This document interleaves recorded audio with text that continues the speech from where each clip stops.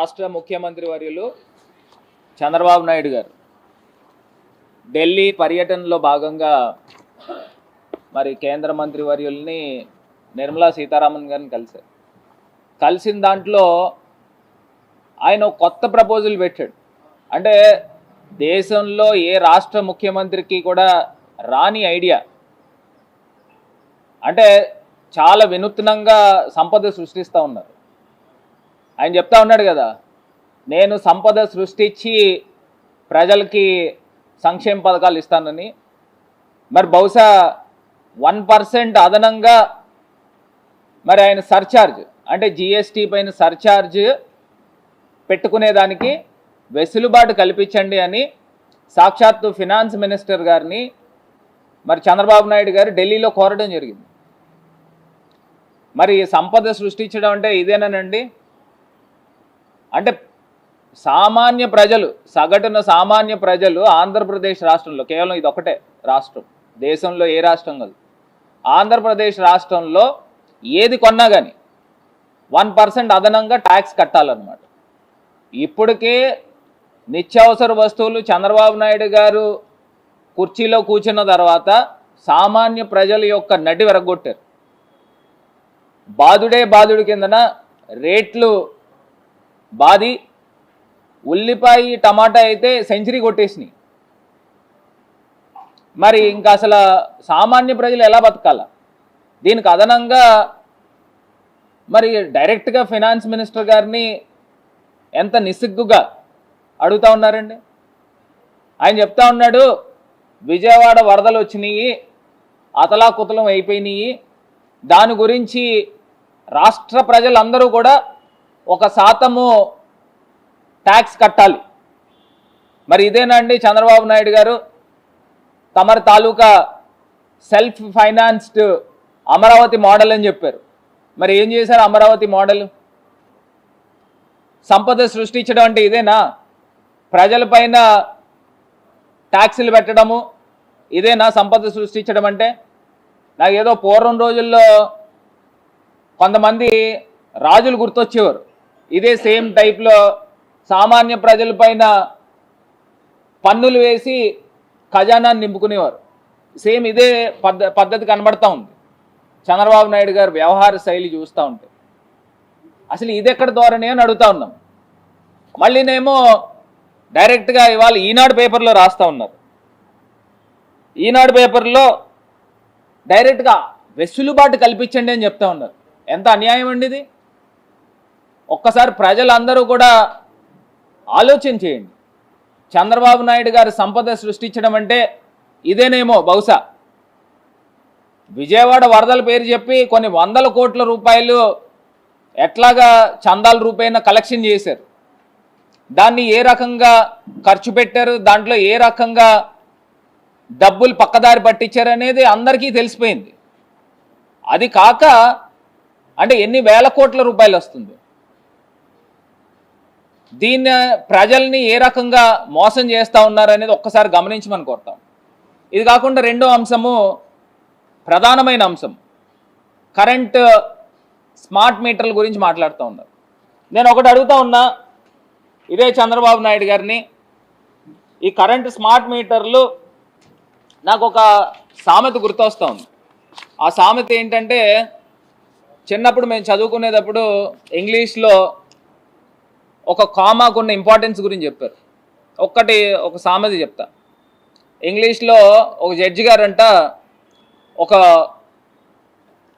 Statement రాసినప్పుడు ఒక అతనికి hang him not leave him అంటే ఒక కామా తీసుకొచ్చి హ్యాంగ్ హిమ్ నాట్ అంటే ఆయన్ని ఉరి తీయద్దు, వదిలేయండి అని దానికి అర్థం. హ్యాంగ్ హిమ్ నాట్ పక్కన కామా పెట్టాలి. ఆయన పొరపాటున హ్యాంగ్ హిమ్ దగ్గర కామా పెట్టారు. అంటే ఉరి తీసేయండి, అతను వదలొద్దు అని. అంటే హ్యాంగ్ హిమ్ నాట్ దగ్గర ఒక కామా పెడితే, హ్యాంగ్ హిమ్ పక్కన ఒక కామా పెడితే ఎంత తేడా ఉందో, అదే రకంగా ఇదే తెలుగుదేశం పార్టీ ప్రతిపక్షంలో ఉన్నప్పుడు స్మార్ట్ మీటర్లు ఉరితాళ్ళు అన్నారు. మరి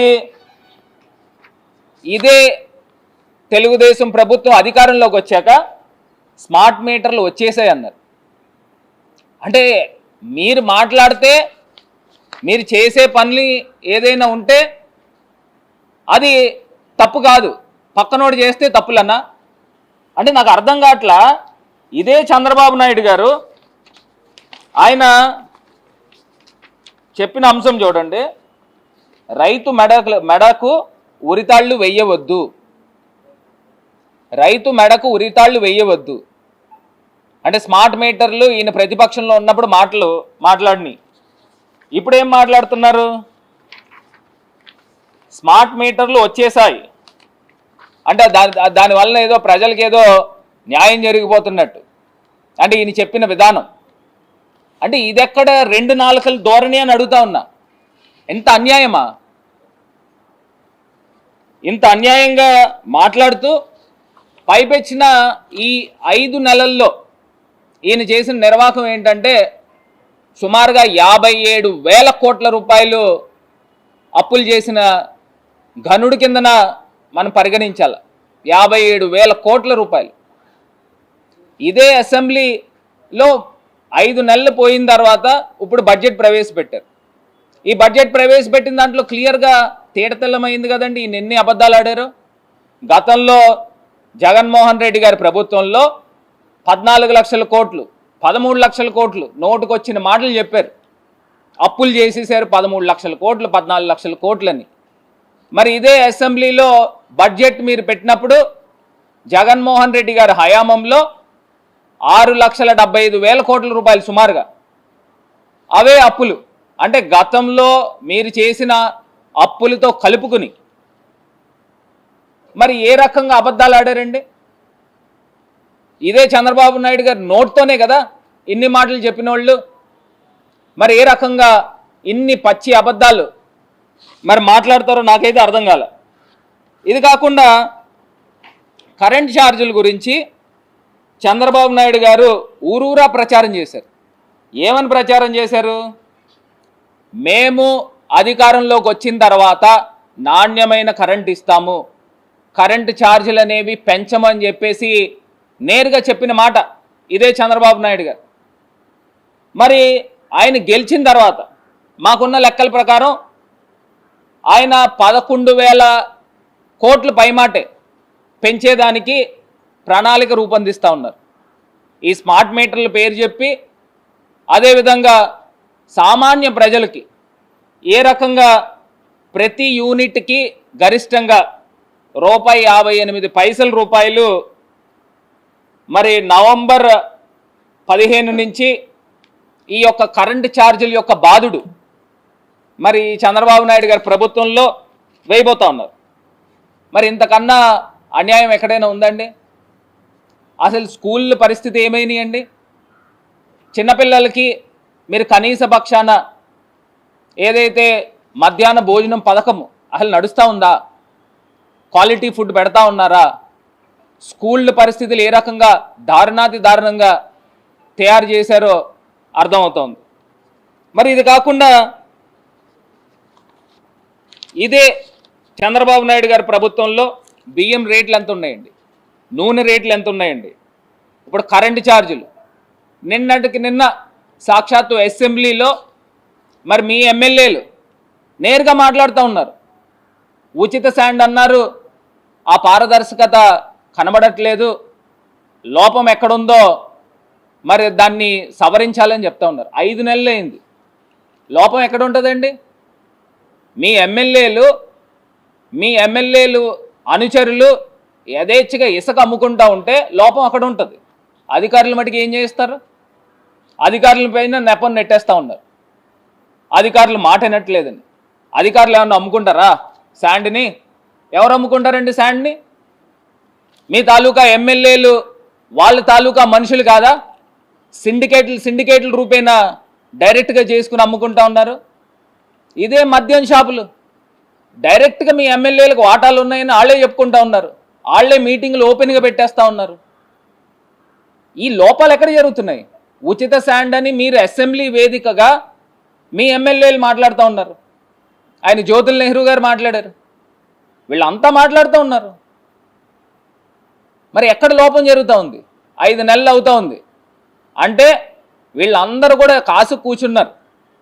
కాసు కూర్చుని ఎప్పుడు ప్రభుత్వం వస్తుందా, ఎప్పుడు మింగేయాలా అన్నట్టు. గతంలో జగన్మోహన్ రెడ్డి గారి ప్రభుత్వంలో శాండ్ నుంచి కానీ వైన్ షాప్స్ నుంచి కానీ ప్రభుత్వ ఖజానాకి వేల కోట్ల రూపాయల ఆదాయం వచ్చేది. మరి ఇప్పుడు వచ్చే ఆదాయం ఎవరి జేబుల్లోకి వెళ్తూ ఉన్నాయి? మీ తెలుగు తమ్ముళ్ళు జేబుల్లో కాదా అని అడుగుతా ఉన్నా. ఇంత నేరుగా మీకు తెలుసున్నా కూడా ఇంకా ఈ పాటికి కూడా మీరు అరికట్టలేకపోయారు. ఇది నిజంగా చాలా బాధాకరం, శోచనీయం.